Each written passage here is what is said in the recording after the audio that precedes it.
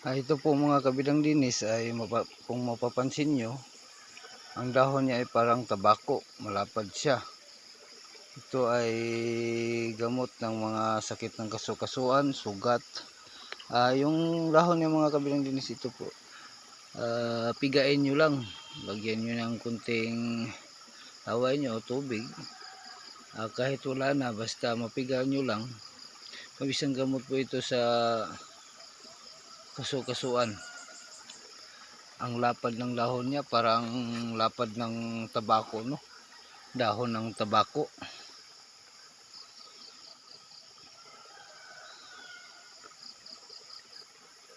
Ang dahon nito mga kabidang dinis, kung aamuyin nyo, parang amoy marang.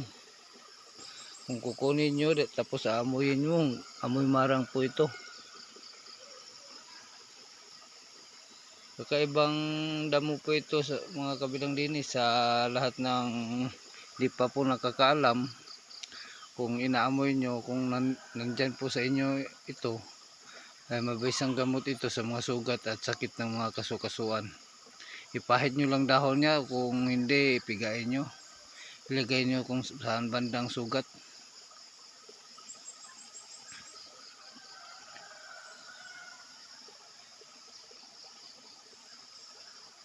Malapad talaga pag inaamoy nyo.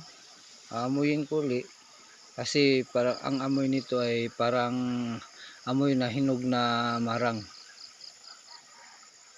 Mabango po ito mga kabilang dinis, at maraming salamat po. Naway nasiyahan kayo sa aking video. God bless you all. Maraming salamat.